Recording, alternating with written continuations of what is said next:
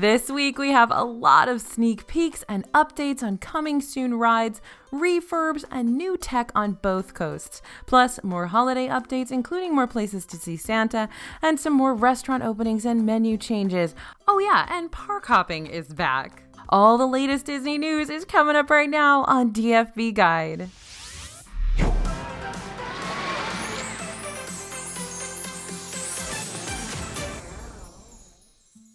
Hey everybody, it's AJ for Disney Food Blog. All right, buckle up. Disney dropped some major news this week on the opening of Remy's Ratatouille Adventure, along with some peeks inside that new Guardians of the Galaxy coaster and Space 220 restaurant, and so many more projects on the horizon. We've even got actual photos from inside the Star Wars hotel.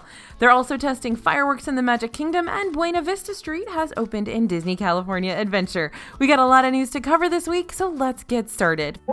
All right, let's start with that huge news. Park hopping is returning. Starting on January 1st, 2021, park hopping is back, though things are going to work a little differently than before. Now, those of you who don't know what park hopping is, park hopping means that you're able to go from one Disney World park to the next on the same day's ticket. When the parks reopened, park hopping was discontinued, so you could only go to one park per day. Whereas now they have changed it. Starting January 1st, you're going to be able to visit 2 parks per day, but there are a lot of contingencies. So let's go through those.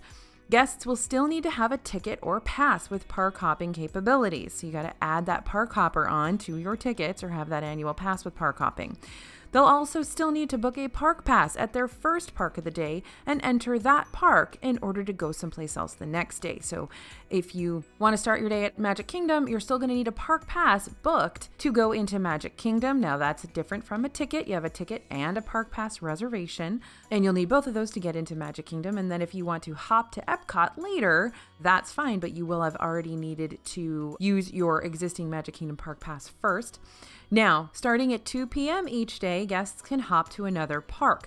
Park hopping to each park will still be limited by the park's capacity limitation. So that means if a park is full, then you can't hop over there. So if Epcot is already at capacity for the day and there's nobody else allowed in, you won't be able to park hop over there. But if Epcot still has capacity available, then you can park hop over there if you've already gone to your initial park for the day. Now, as of right now, you can only visit 2 parks per day starting in January, but we will see if Disney changes that. They're definitely keeping a lot of doors open for potential changes.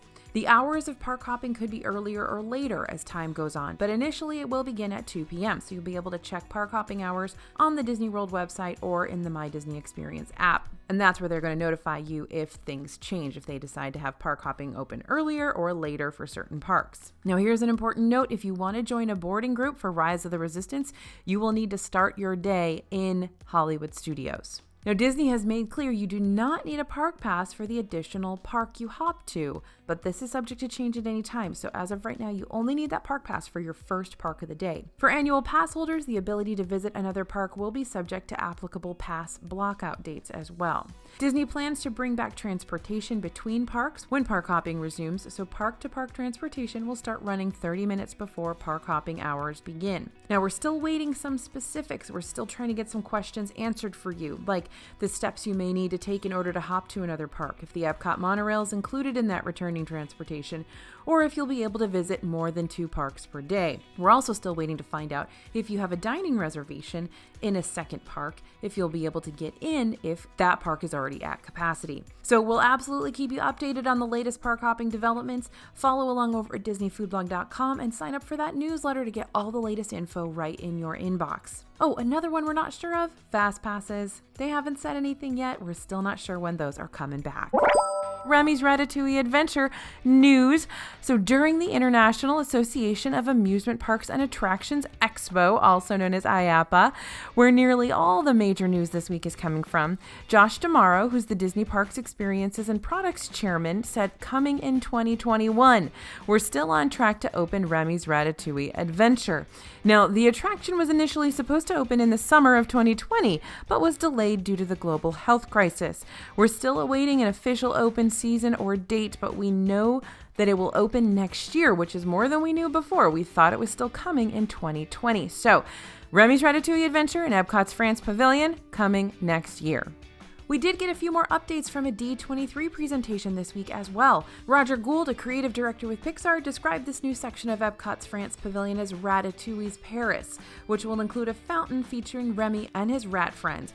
So it's going to be Ratatouille's Paris rather than recreating an authentic Paris. So you're going to be looking for the look and feel of the film itself. Now, the ride will also be bilingual, as Chef Gusteau's sign will come to life and speak to riders in both French and English.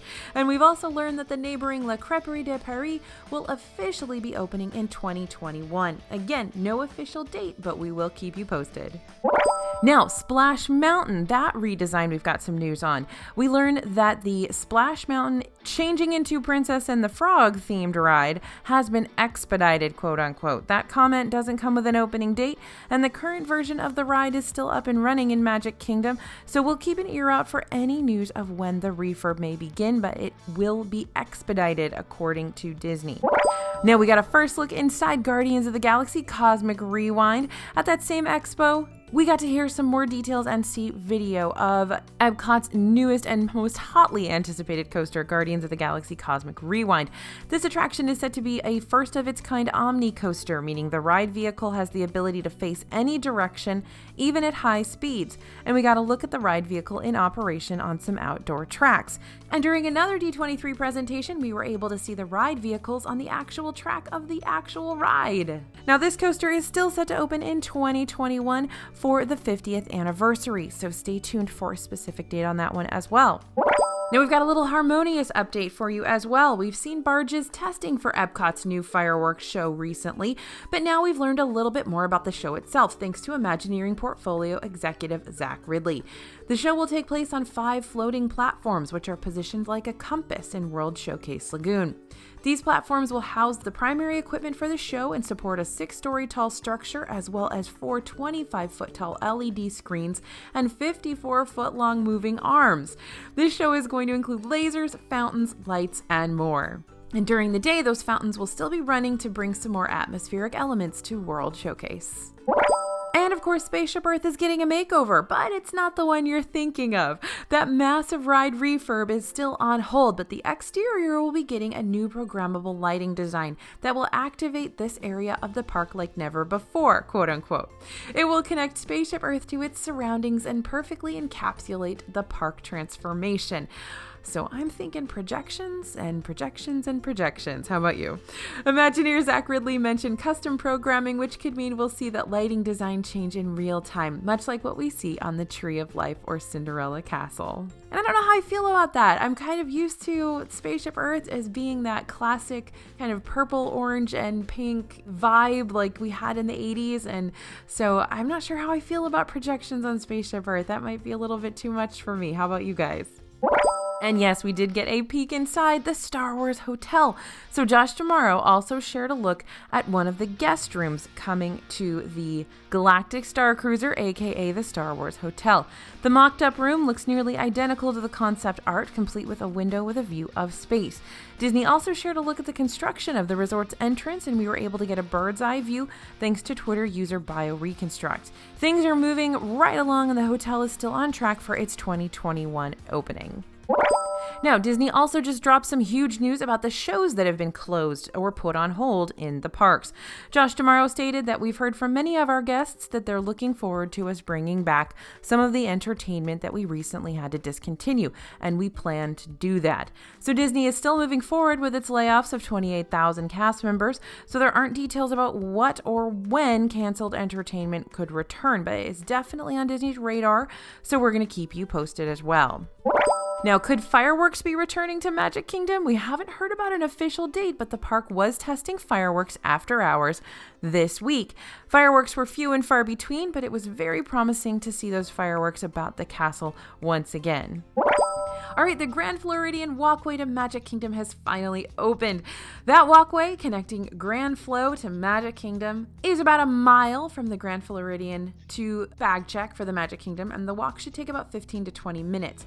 The gate at the main bridge locks, closing the walkway around an hour to an hour and a half after Magic Kingdom closes, so it will be open all day for you to walk to and from the Magic Kingdom, but don't linger too long in the Magic Kingdom because you might not be able to get back if you wait too long.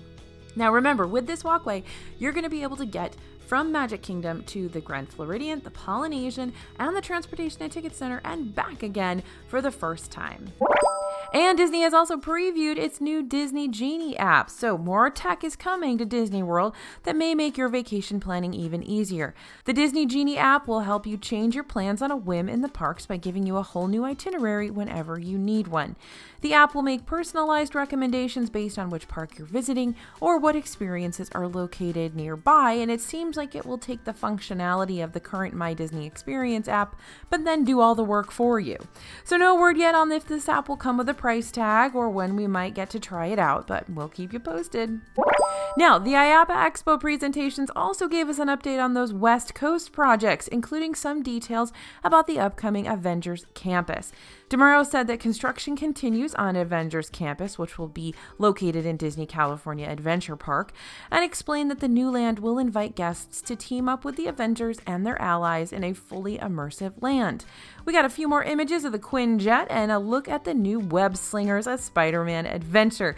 A short video shows the ride vehicles of the interactive ride where guests will be able to shoot webs to capture spider bots. And don't forget, they'll be using that awesome Stuntronic tech to have Spider-Man literally soar above guests outside the ride building. So hopefully we'll get to see that someday if Disneyland ever opens again.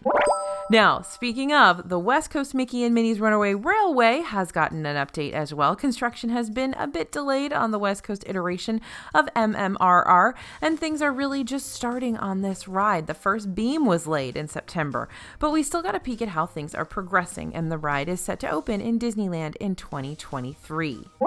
All right, now this one is super weird and interesting and is going to really entice a lot of you out there, I think. In a segment titled Digital plus Physical plus Data plus Story equals Theme Park Metaverse during the IAAPA Expo, Disney Parks Experiences and Products Digital and Chief Technology Officer and Executive Vice President Tilak Mandadi spoke about the concept of the Disney Metaverse, or a shared magical world created by the convergence of virtually enhanced physical reality and physical persistent virtual space. All right, you guys all clear on that? Everybody knows what we're talking about? Yeah, me either. Okay, to make that a little simpler, we can already see it in action in the Play Disney Parks app, which lets guests' physical location affect how they can play games within that app. But now that's only the beginning.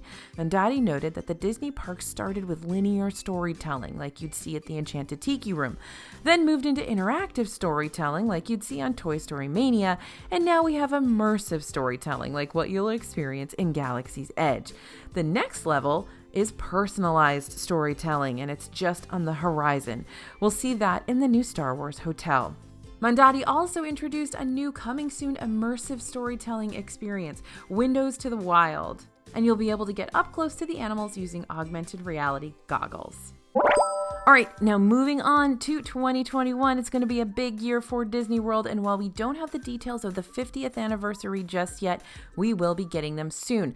At the IAAPA Expo, Josh D'Amaro said 2021 will also allow us to celebrate a number of milestones filled with new experiences, and he said, I'm going to share these details at a later date, but what I can tell you is it's going to be very remarkable, and we intend to celebrate the stories and experiences our guests love. So we can't wait to hear about it, and we will be the first to share the news with you because the quotes he gave us were pretty cryptic.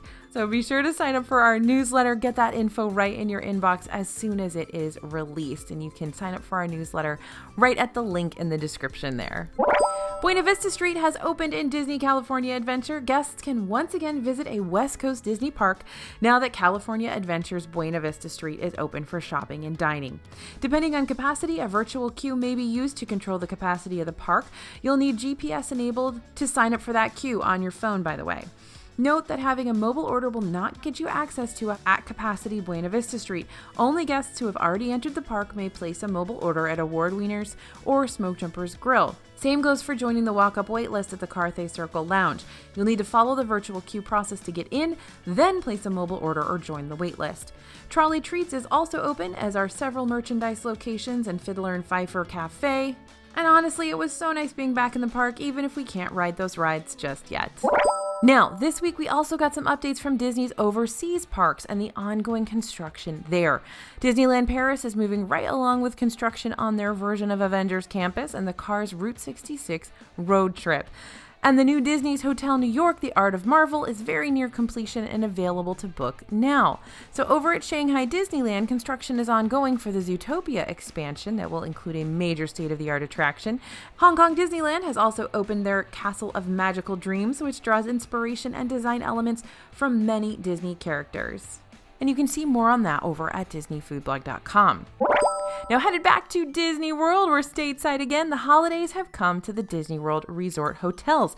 And while we don't have the traditional huge gingerbread displays at some resorts, there's still a lot of festive decor to enjoy. And we're seeing mini gingerbread and chocolate sculptures returning to the Grand Floridian. You can find these in a glass case in the lobby near the DVC entrance of the resort. Trees, wreaths, and garlands have also arrived at Polynesian, Coronado Springs, Animal Kingdom Lodge, the Contemporary, Saratoga, Old Key West, and Caribbean Beach. And Santa and Mrs. Claus have come to Disney Springs. You can catch them cruising the water in a boat made to look like Santa's sleigh with all of his little reindeer. It's super fun and super cute. Now, speaking of hotels, if you have a Disney Visa card, you can get a deal on a stay at a Walt Disney World hotel this holiday season through early 2021. So use your Chase Disney Visa to book a stay at Disney World between November 29th, 2020 and February 28th, 2021, and you can score a special discount on your Disney resort stay. To get this deal, you're going to need a call to book, and discounts will vary by resort. All right, let's move on to our restaurant and snack news, you guys. We got some more openings and sneak peeks along with some brand new items that we reviewed this week. And we've got some newly just announced restaurant reopenings. We've just learned that 3 more restaurants will be opening very soon in Disney World, and some of them are ones you guys have been asking about for a long time, and so have we. All right, Woody's Lunchbox in Hollywood Studios will be opening on November 25th. Guess we were right last week about those menu changes indicating it was opening soon.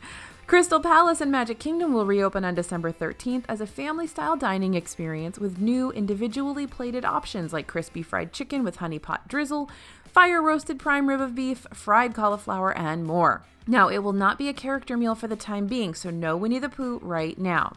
And Tomorrowland Terrace, that restaurant that is never open over there in Tomorrowland, will be opening December 15th as another outdoor dining option. Now, they do often open Tomorrowland Terrace regularly during the holiday season to service all of the crowds. So this isn't necessarily out of the ordinary, but we'll keep an eye on that one and see if it continues to stay open once January hits. Menus have been released for these locations, and you can check them out over at DisneyFoodBlog.com. Four Rivers Cantina food truck is reopening. The Disney Springs food truck, home to the gigantic taco cone, is back with some new menu additions like the birria tacos and quesadilla, mulita, and a margarita bar made with lime mousse for dessert. The truck will be open from 5 p.m. until 10 p.m. Monday through Wednesday, 3 p.m. until 10 p.m. Thursday and Friday, and noon until 10 p.m. Saturday and Sunday. And speaking of Mexican food, Cafe Rick's has reopened over at Coronado Springs for grab-and-go breakfast and dinner items. Guests are going to be able to grab some items from here for breakfast between 7 a.m. and 12:30 p.m. It will then close at lunchtime and then open again at 4:30 p.m. and continue to serve guests through the night until 10 p.m. Now, Space 220 update, you guys. We got a tiny peek inside Epcot's eventually opening Space 220 restaurant.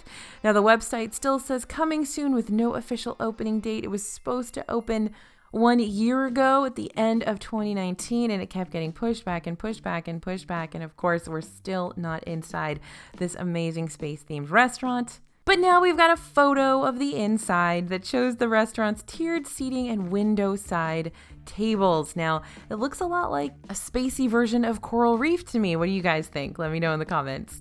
All right, and also in Epcot, there's one more option for Thanksgiving dinner, and it's not your traditional turkey dinner. Tokyo Dining in Epcot's Japan Pavilion will be reopening from November 26th through November 29th.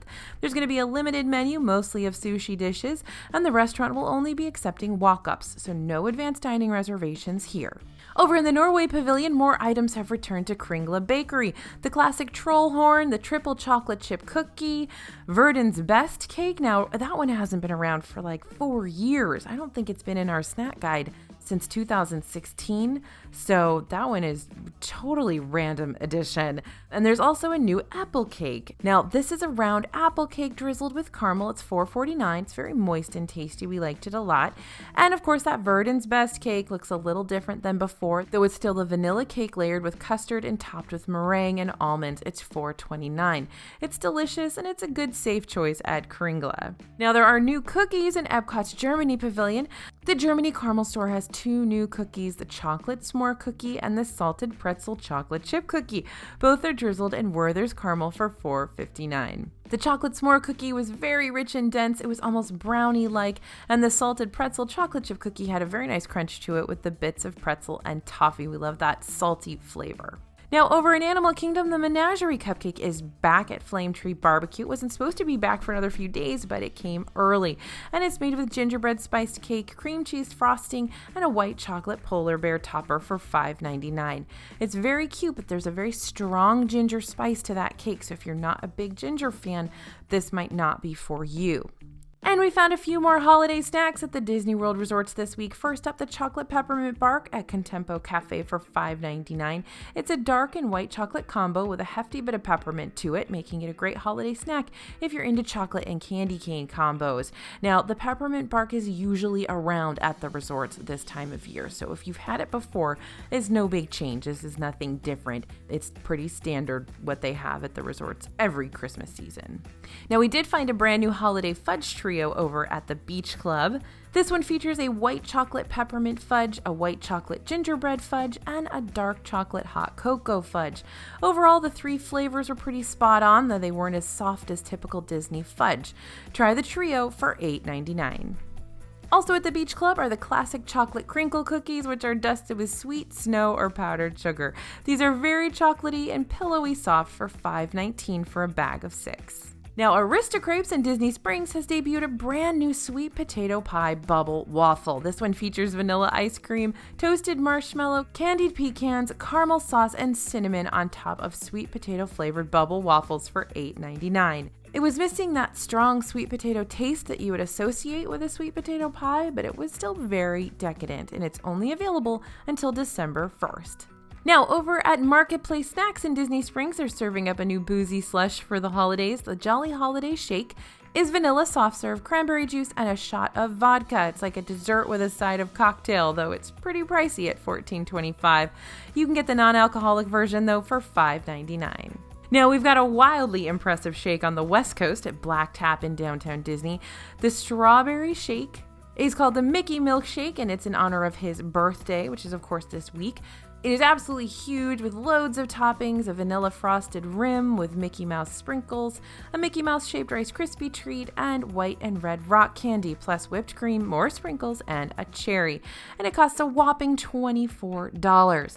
Now, in our opinion, no milkshake is really going to be worth $24, but if you really want that photo for the gram and you really like a simple milkshake with no real out-of-the-box flavors, you do you. And some sad news out of Disneyland, the candy canes will not be available this year. You may want to drown your sorrows in that big ol' milkshake, since we've learned that the iconic Disneyland candy canes will not be available this year.